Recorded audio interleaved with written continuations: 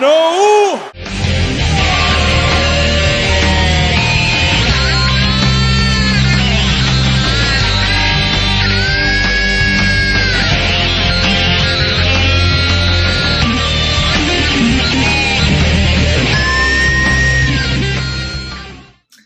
Hey everyone, welcome to episode 20 of RKO You Didn't Know. This is our 20th episode, and it's a video podcast. Russell, how you doing? Came on, doing great. Wearing your Ryback shirt, I like it. Feed me more. I'm wearing my Sasha Banks shirt from NXT. Thank you for joining us. Thank you for listening as always, and we thought we'd give you a chance to see our face while we talk about the subjects we're going to talk about here in this podcast. The money makers. Yeah, obviously. We had a couple questions we'd like to address for this episode. The first one being, big news happened since we last had our podcast. AJ Lee has retired from professional wrestling. So AJ Lee, one of the most popular, maybe the most popular diva in WWE, retired. And I guess my first assumption when I heard that was that it had something to do with CM Punk and, of course, his disagreements with the company. Russell, how do you feel about AJ leaving, just off the bat? Well, I think it does have something to do with CM Punk. Word is on the street that they had the problem with the doctor, CM Punk, and there was a case filed. There's a lawsuit between CM filed. Punk and the WWE doctor. And I think it made for a lot of stringing backstage for AJ Lee. Now, some may say that, she wasn't being used properly, or she wasn't being promoted the way the Bellas were being promoted. But, she did come off of an injury, took some time off.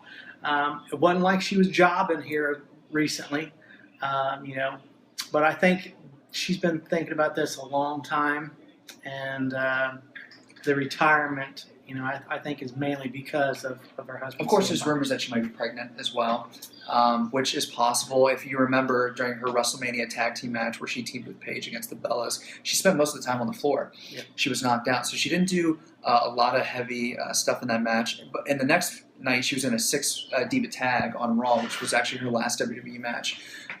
So that's a possibility. But she was a great diva. I mean, she had a short career, but she did a lot. Like Russell said, she was the longest reigning Divas champion that they had.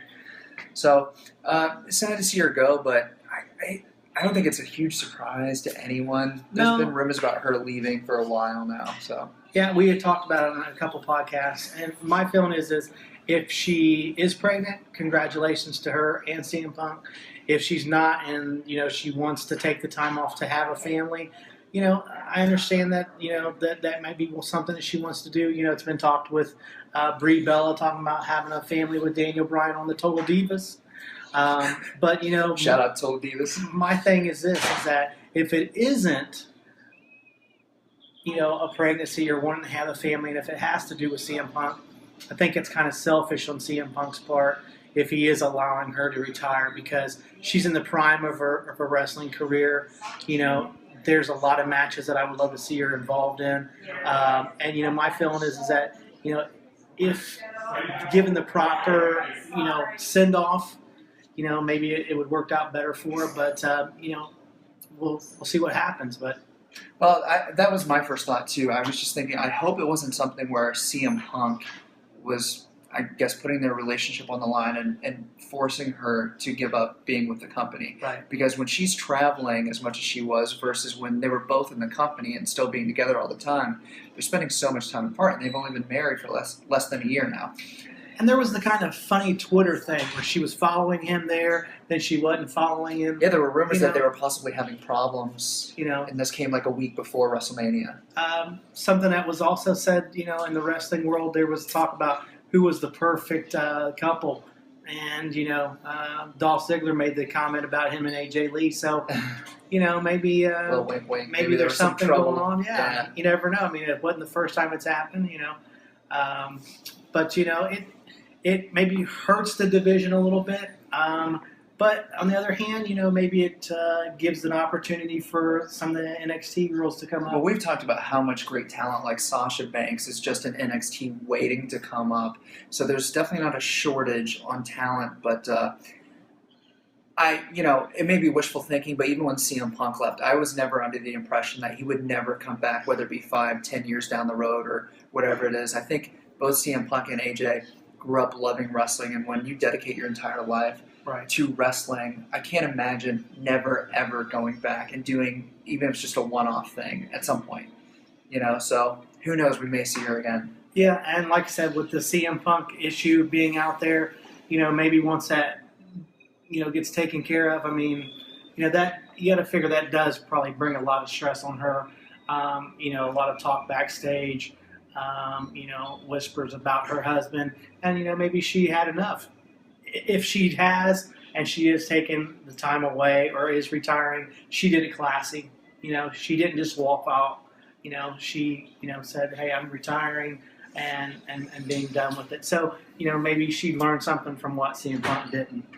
Yeah, maybe so. Speaking they left completely differently, yeah. Of returns, we had a big return at WrestleMania.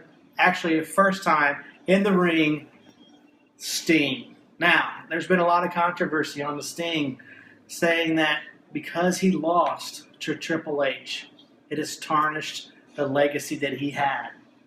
No. You disagree? No, because I've said it many times, Triple H is my favorite, so I'm a little biased. But tell me why you think, do you think it tarnished his legacy? Well, it's like this.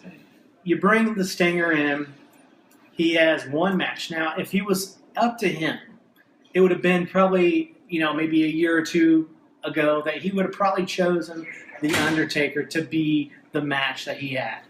Unfortunately, at the time, he was under contract with TNA, so he stayed away.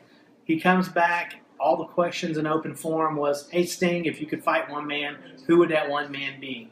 It would be The Undertaker. Fortunately, The Undertaker's streak had already been broken by the Beast, Brock Lesnar. Now, Sting comes in. Who's the next one that he can face? Well, it's got to be the man behind the scenes, Triple H. Now, Triple H comes in, and I felt he made it about WCW and WWE. And you think that's wrong because you think it's too late. It's not relevant anymore. Correct. The one thing I do look upon is that Sting at least looked good at WrestleMania. He didn't look bad in the match, even though he lost. He didn't. I don't know if you remember this picture, Scott Steiner, Triple H. Do you remember those matches? Mm-hmm. The crowd just ate it alive because it was like 1, 2, 1, 2, the same punishment that Triple H was trying to sell. With the Stinger, he at least looked good in the ring. Yeah, he certainly didn't. He could still go, but I don't think he looked weak in the match at all. He didn't look weak, but to my feeling is this. He comes to WWE. If he's going to do one match, the one match is with Triple H. How relevant was Triple H in WWE against WCW? Well, you got to figure at the height of the Monday Night Wars, Triple H was part of DX. So you're thinking and Triple H became WWE champion multiple times there, right in like '99 when the Attitude Era was, But was he the one? Was he the main focus at WWE at the time? I don't think he was the main focus, but Stone Cold wasn't going to come back to wrestle this year, and The Rock wasn't going to be wrestling this year. So, in the back of my mind, I think the only thing that made sense was because you did have DX, going to WCW to attack him. But I heard a lot of people say it didn't really make sense that NWO would come in to help Sting, considering the entire time in WCW, Sting was against the NWO. Right. He was the man of WCW, trying to help WCW versus the NWO. Right. And at WrestleMania, the NWO comes in. It was great seeing those guys, especially Scott Hall, knowing all the issues he's been through lately. But didn't really make sense. No, the NWO helping Sting. And I think that's a WCW thing. Right. And I think that's where you look at it. It's 10 years too late. They did the NWO versus DX. They had a little bit of a WrestleMania moment. But to me, the one that could have made the difference, that had the history between Triple H and Sting, to come out, and he was there. So it's not like he couldn't have done it, would have been had Rick Flair come out and help, Sting beat Triple H. Because if you remember right, Triple H put Ric Flair on the canvas, embarrassed him. What a great moment to come out and help Sting. But it didn't happen. Now where's that leave Sting? Who's he face now? Is he one and done? So are you saying, in your perfect world, Sting should have went over Triple H? Forget the DX NWO interference. Sting should have went over Triple H at WrestleMania. If he's going to stay, it makes more sense for him to be the man to go over. Because if you're going to let him come in and give him a defeat right off the bat, it just already tarnishes what he's bringing to WWE. He's already lost. So if who's he facing? if he stays with a loss, would it make sense to put him against Undertaker next year? Why? I know. Well, that's always been my question. A lot of people want to see Sting versus Undertaker. I mean, now knowing how Undertaker can go, and he looked a lot better this year at WrestleMania than he even looked last year, definitely, and he went a lot better. But the draw of Sting versus, I feel Triple H can go better than Undertaker could. So I feel like those two had a better match than he could have had with Undertaker. But right. The fans want it for just nostalgia purposes. Right. And maybe they get it this year at WrestleMania 32. It is a big form that they're going to be trying to fill 100,000 people. Sting, Undertaker, But did they go out with a double retirement match? I heard on JR's podcast he was talking about maybe the ideal situation being a double retirement match, and they both go in the Hall of Fame next year. It could happen, but who's the heel? Who's the face? Well, I don't think it matters in that match. I mean, I think you have two fan favorites just going at it. You know what I mean? It's like when you have John Cena and The Rock. I mean, your older, jaded fans are going to boo John Cena, of course, in that situation. But mainly, those are two fan favorites. No one really went heel. Would it have been better if it was the streak versus the career? Undertaker's streak versus Sting's career? I think that would have sold more tickets at WrestleMania 32, and then they both retired. There's a lot of things. We have a caller. Yeah, that's not our phone. That's not the hotline. We don't have a hotline number set up yet. But I think that, you have to look at it that him coming in to the WWE, if this was his only match, to me, it wasn't worth it. But a lot of guys like to go out on a loss. Think about this. Ric Flair, his last match in WWE when he wrestled Shawn Michaels at WrestleMania 24, lost his last match. Retirement. That was a thing. That's a thing with wrestlers. They want to go out on a loss for their last match, whether it be something to maybe come back for ever at some point. And Shawn Michaels did. And his streak versus career match against Undertaker at WrestleMania 26, he lost. That was it for Shawn Michaels in WWE. But they were both matches that were retirement if you lost. Sting's match was not a retirement match. And that's where I say he's in limbo right now. What is he to do?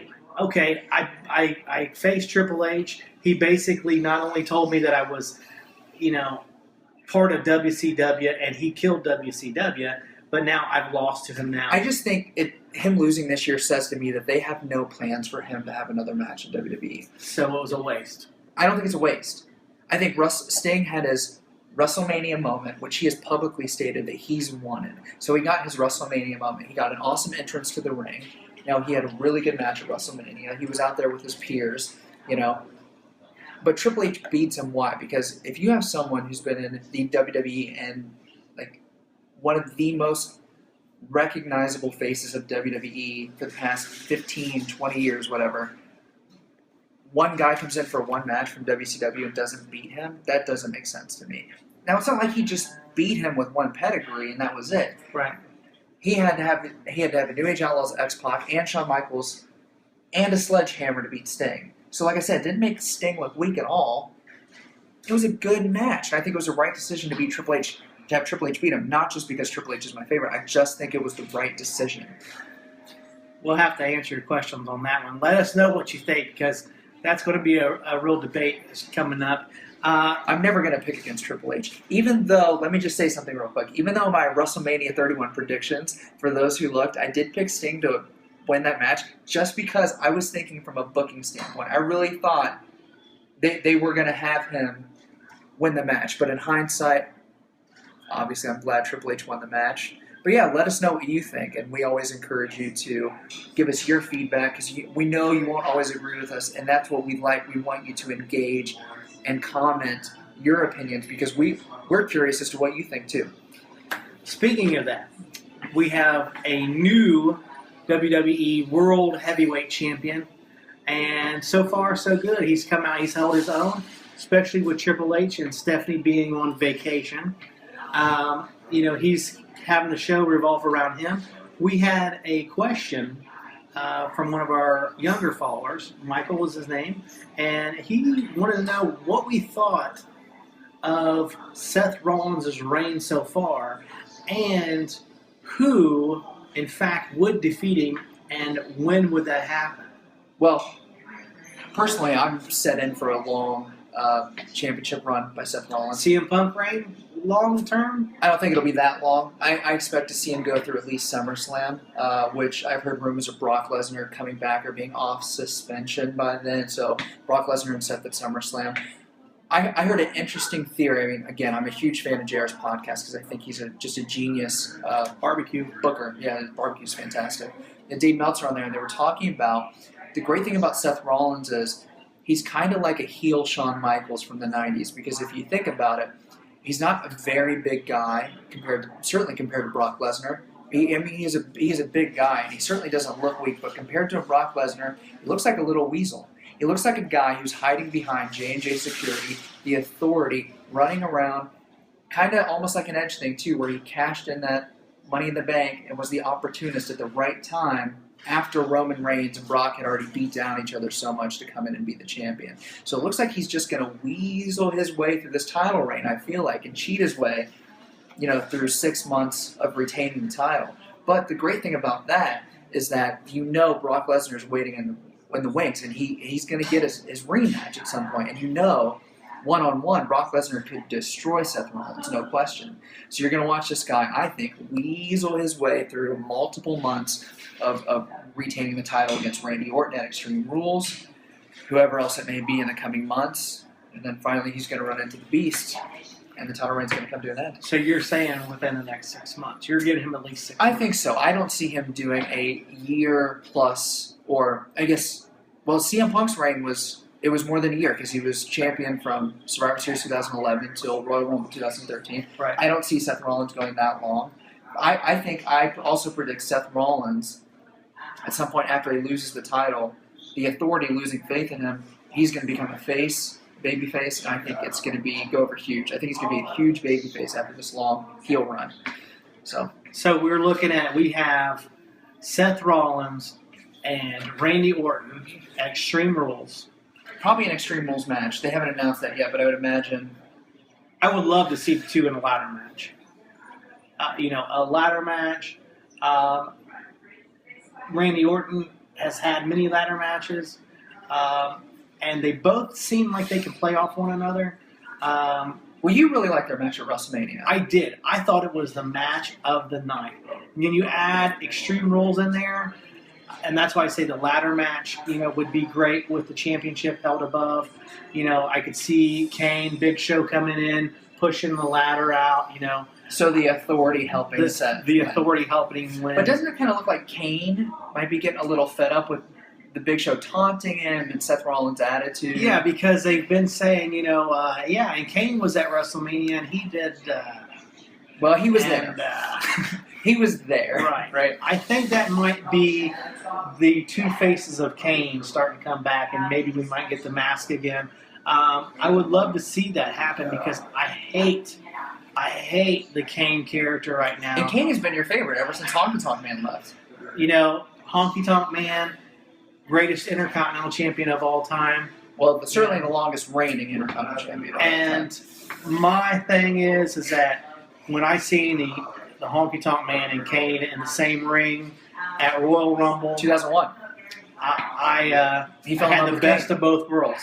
Thank you, Miley Cyrus. That's when Kane became Hannah Montana, Miley Cyrus. Yeah, we know what you're talking about. So, but that's the moment you fell in love with Kane because he took out your former favorite. Yep.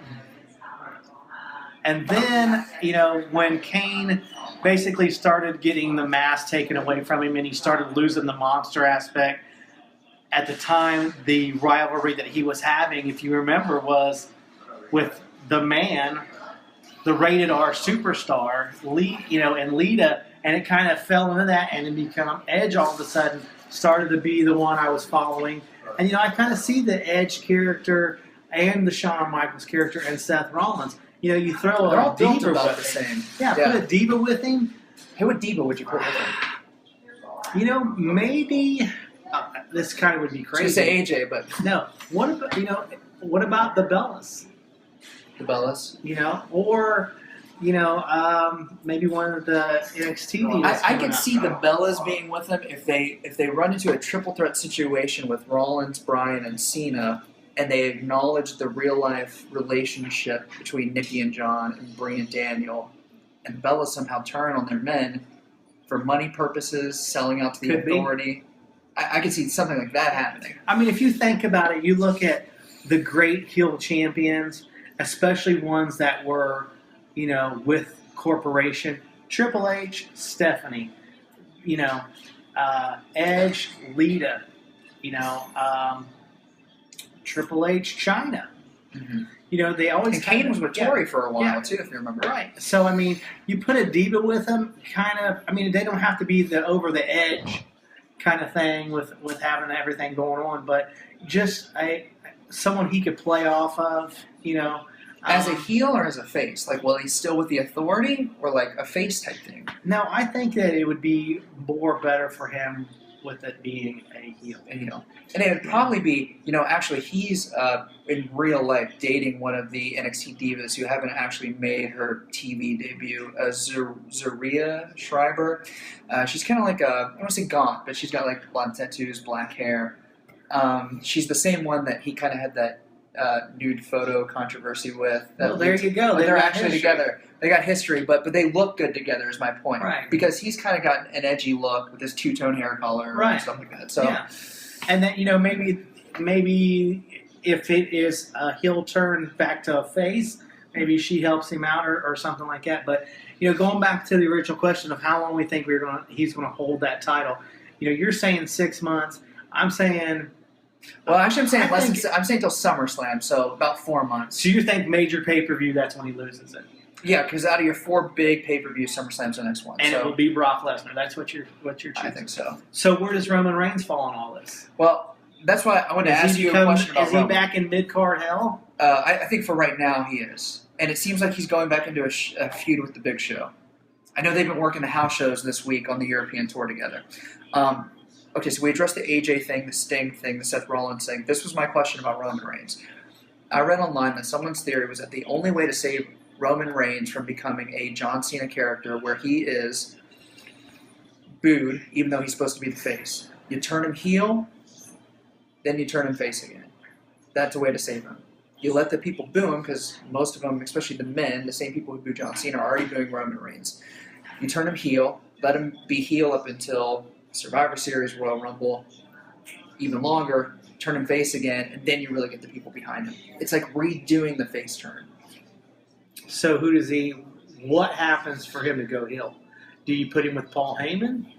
I think so, just because Paul Heyman can speak for him, and Brock's gone right now. And if Paul's still going to work, you know what I mean? Yeah. And in a lot of ways, Paul Heyman praised Brock Lesnar, or Roman Reigns, leading up to his match with Brock Lesnar, saying, I realize how good you are. You're just not good enough to beat my beast. Well, word is that he didn't find out he was not going to be winning the title until WrestleMania mid-match. Yeah, the plan was for Roman to win. He was supposed to win. And, his family was very upset, according to the internet. That's a rumor that his family was there and they were upset that he didn't get the title and, have the story win, per se, for the family. My thing is that, and I've said this, he hasn't paid his dues. He hasn't been one that has done really anything. He just... But had Cena before he won his first world title? Though? Yeah, Cena was U.S. champion. Well, Roman was tag team champions with the Shield, and he had that crazy run with the Shield for but he was years. Tag team. They didn't think in that time that of the members of the Shield, you figured Ambrose was going to be the guy that broke out. He was the title holder. He was the U.S. title holder. He didn't even defend the title, by the way. Yeah, I know. His reign was a joke. But my thing is that you had, Roman Reigns and Seth Rollins basically were your tag title holders for a long time. Now, my thing is that Roman Reigns, I believe, would have probably been better off if he would not have got hurt.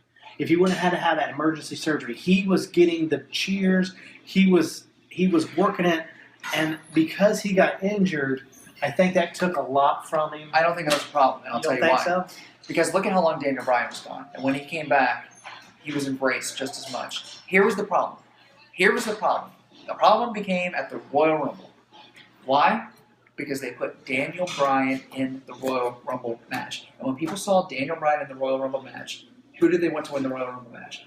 They wanted Daniel Bryan. And when he have his moment, they were going to crap over whoever won the Royal Rumble from that point on. The good thing about it is, speaking of Daniel Bryan, speaking of John Cena, we hope that Roman Reigns gets his due. Whether it's a heel turn. He's talented. I have no problem with him. But my thing is that he can now, if they're going to put him back to mid-card, it would be the perfect opportunity to do it at this time because you have two established wrestlers, John Cena, Daniel Bryan, both holding the Intercontinental title and the U.S. title. They're bringing prestige to those titles, okay? It would be the perfect opportunity that if he did a heel turn, you got two faces holding those titles.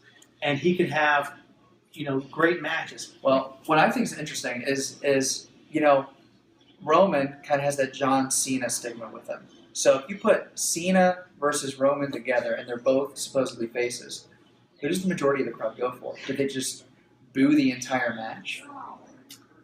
That's a tough one, right? Because we've already seen the Daniel Bryan Roman Reigns thing play out up to WrestleMania. It could be. My feeling is that Roman Reigns needs to have some wins underneath him. Putting him against the Big Show again, we've already did that. You need to put him in a fresh... It wasn't that great the first time. Right. What they should have done, and this is why we always talk about rebooking WrestleManias. What they should have done is they should have never had Roman Reigns in the main event at WrestleMania. He should have been the one to beat Rusev. It should have been either John Cena. And it should have been either Daniel Bryan versus Brock Lesnar or The Undertaker versus Brock Lesnar. For a rematch. Yeah. Or the David Goliath. So, our next podcast that we're going to talk about, we're going to hint a little bit to 21. The 1 in 21. Just 21. We're going to talk about the Raw following next week. We're also going to hit on, if we were going to rebook WrestleMania 31, what we would have done differently. We'll touch base on that. This is our live podcast, episode 20, that we're bringing to you. It's been a great year so far. And I can't believe it's been 20 episodes. 20 episodes. And we thank you for following us. Well, the thing is if they haven't listened to our podcast and you just stumbled upon us on YouTube, we have just an audio podcast. Right. It's available. It's totally free. Totally free. If you have an iTunes account, an Apple ID, or in the iTunes store, just search RKO You Didn't Know, or on Podomatic.com, which is a website that hosts lots of podcasts. Totally free. I don't even think you have to sign up for anything to listen to us on that site. And we're on Stitcher Radio, too, which is another great website that hosts podcasts. And this is our first one. So this is on YouTube. If you're watching this right now, you're watching this video via YouTube. But we also encourage you to check out us on Facebook. You can like us on Facebook. We post a lot of great stuff on Facebook. Just search RKO You Didn't Know. And don't just like our stuff. Engage in conversation. We really care about your opinions. And we just really want to try and get you to comment, become more engaged with our podcast because it keeps us interested. Right. And we like to read that stuff. And we just feel like we don't have enough of that right now. So we really like to hear what you think and become a part of this.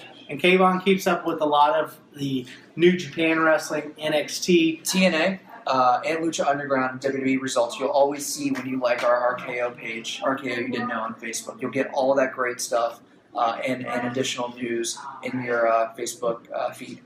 So. And we're going to try to do the live podcast maybe every big episode. I mean, the 20th, we wanted to do it because 20th is a big one. So. Yeah. But we definitely encourage you to send us any questions, comments. What are we doing right? What are we doing wrong? Because we ask ourselves those questions, and if we had your comments, we would have something more to go off of. So we appreciate your support, and we would love to hear from you. Right. Anything else you can think of? Man, I think you just got to turn Roman Reigns heel, and if he's going to go against Cena, the crowd's going to cheer him if he goes heel. I really think so.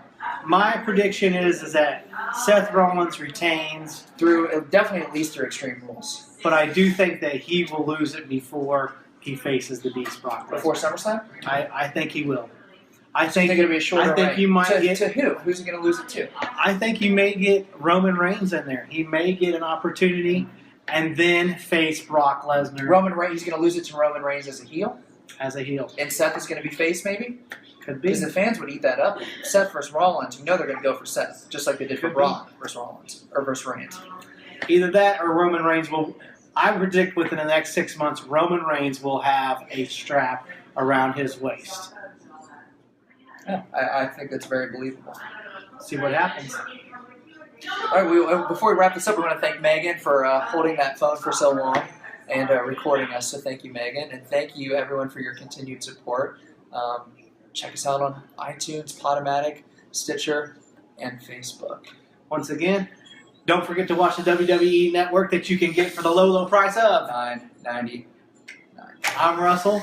I'm Kayvon. This is episode 20 of RKO. You didn't know? You didn't know?